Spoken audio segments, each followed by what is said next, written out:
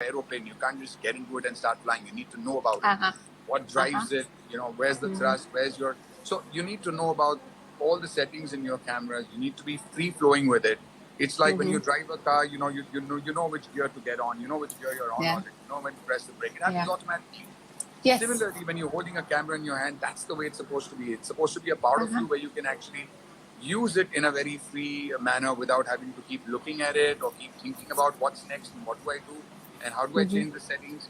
So that is one part which I say the moment the camera becomes a part of you, automatically results flow. And there's no two ways about it. It's only persistence and practice that keeps you going and getting to that goal. I guess that's for any and every career that one wants to take, and your passion and absolutely your passion, and you got to go with the camera. You got to go keep trying out, keep experimenting, keep learn new things, as much as you can to understand it more and more. So the moment it becomes a part of you, you've achieved 50% of your job well done, because the rest of it is then based on your capturing the moments and you being there. So talking about wedding photography, I would like to, which is your favorite photography location? You've done for weddings across the globe, including India, across the globe. So I want to know which is your favorite wedding photography location.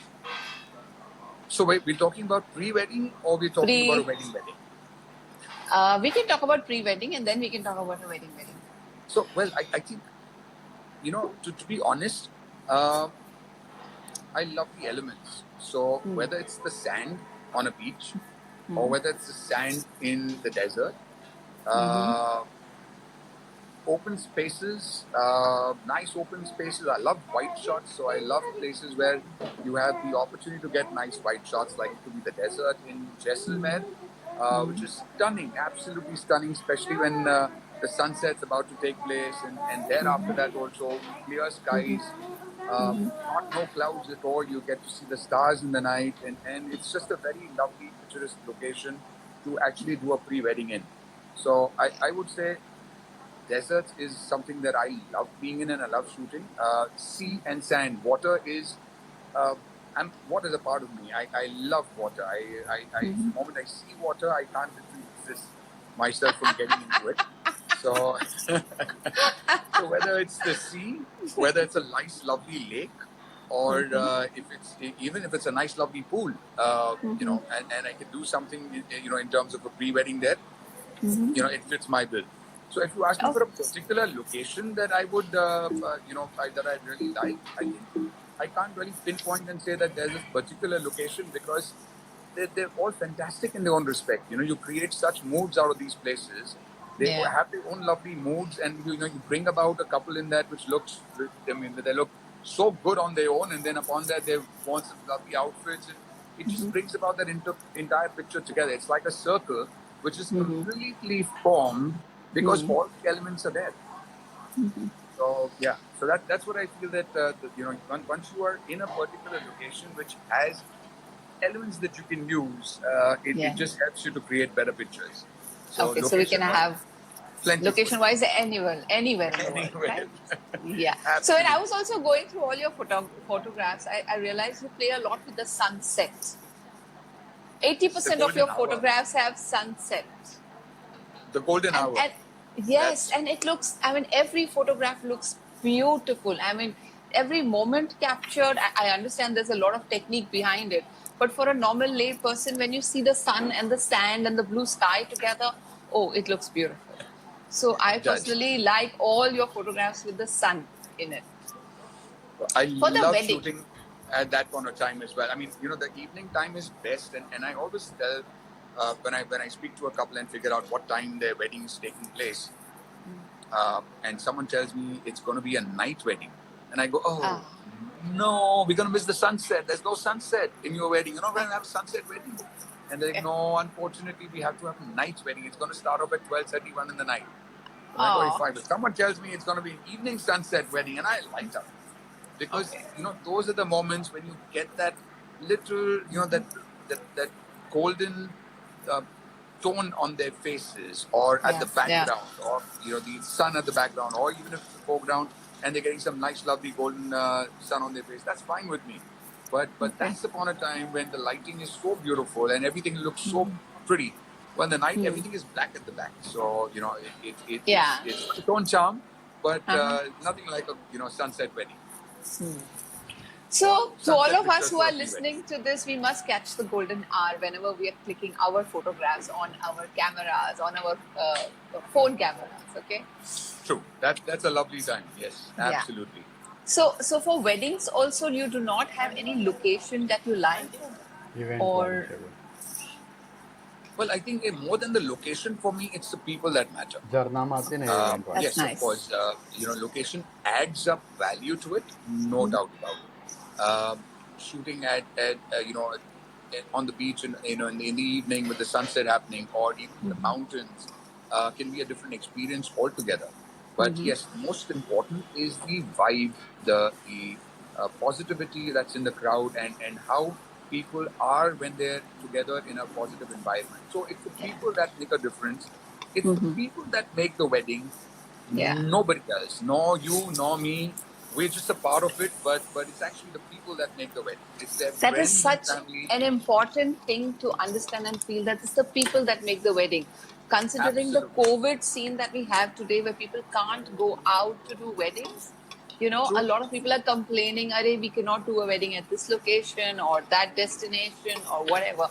But this is exactly what matters at the end. The right people, your family, your friends, they are there with you holding hands. And, so I don't think so there should be any problem about locations. Not at all. Post-COVID, pre-COVID, post-COVID, nothing. We can take the location where it is. Okay. It doesn't matter. Nice. I mean, you know what? We've done this wedding in Bombay. Yes. And it was not a very small bunch of people. It was about 300, but the more people is what? 70, 80, 100 people. And that's what made the party. That's what took the party till 7 in the morning. That's what took the party rocking in the evenings. Everyone was having a good time. The only way that happens is because of people. It's not because of your decor, of your food, or the food catered, or my photography being there. It's the people. And I think once that happens, that element, everything else looks even prettier. Your decor looks even prettier. Even prettier. Because the smiles. Because of the smiles. Absolutely. It brings out everything there. So we don't have... Yes. So we don't have to worry about pre-COVID, post-COVID. We have all our loved ones with us, and we can go ahead and do the wedding wherever life allows us to do. What I would go ahead to say is that it does not matter where you take the wedding. You could take it at your own backyard.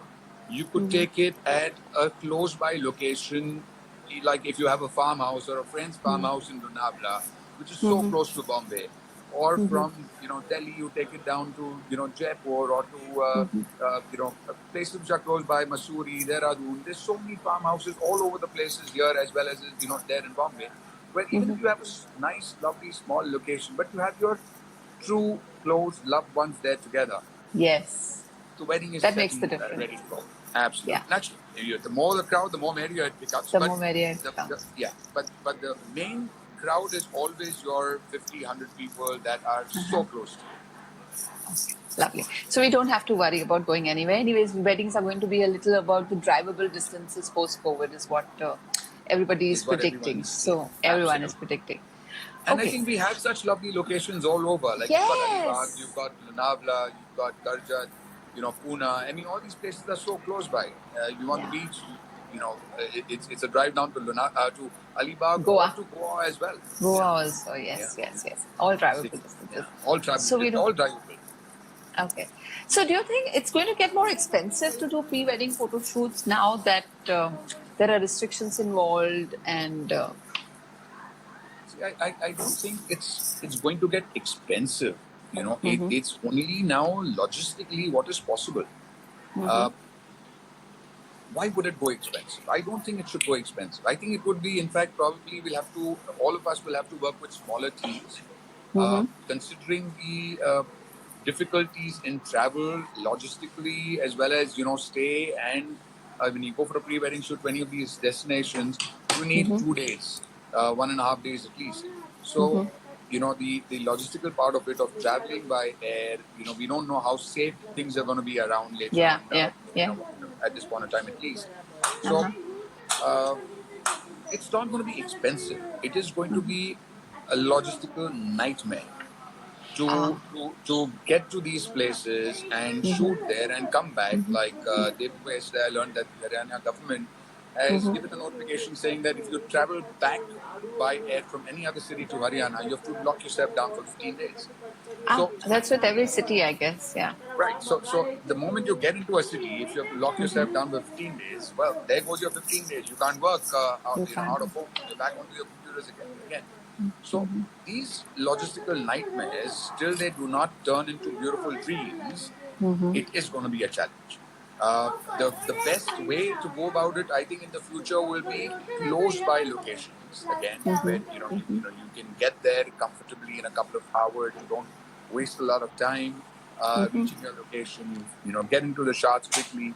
You finish your shots by sunset or a little there after that as well, and you rest it out, and then early morning you again start off. So closer distances, you've got more opportunities now, I believe. Again, Bombay, you've got Alibag, Lonavala. Unfortunately, in the city in Bombay, you cannot do a pre-wedding properly because of restrictions and laws and things like that. That's right. So unfortunately, because of that, it's going to be difficult doing a pre-wedding shoot in Bombay, because you need that space, you need that free-mindedness to be able to do the shots that you want to. Without being, with a free mind, if you have someone knocking on your door every time and saying, "Boy, इधर नहीं आप shoot कर सकते हो, आप उधर आपको इधर जाना पड़ेगा, ये restriction है."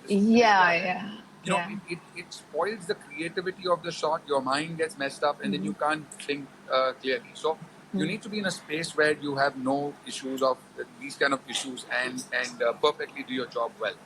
So close by to Bombay, you have many more locations that you can. You don't have to do it in the city in Bombay. You can do it in Alibag. You can do a pre-wedding shoot in Lonavala. Close to Lonavala, in fact, I shot a couple of months back in this place called Fazlani's Nest, and it was pretty. It was very pretty, very well organized, and not very expensive. So I think these kind of places are places that we will have to look forward to going into and shooting a pre-wedding and making it a memory in pictures as well as an experience for the couple. Okay. A lot of people are saying hi to us, so we'll just take a moment and PK, I think Divya has been saying hi, and a lot of your followers have been saying hi. Will you just say hi to everyone? Yes. Sorry, we've been so engrossed in our thank talks you all. that yes, we I know. we I'm didn't. so sorry. We've been just going at it, and thank you all for being out here and hearing us both blabbering away for our pre-weddings and our plan for the future. But yes, we're hoping that it brings some more insights to all of you. And in retrospect, once you have a question for us, please bring it about and let us know so we can, try and answer it to the best of our abilities as well. So coming to our main question for today, a lot of virtual weddings are happening around the world, online weddings. Okay.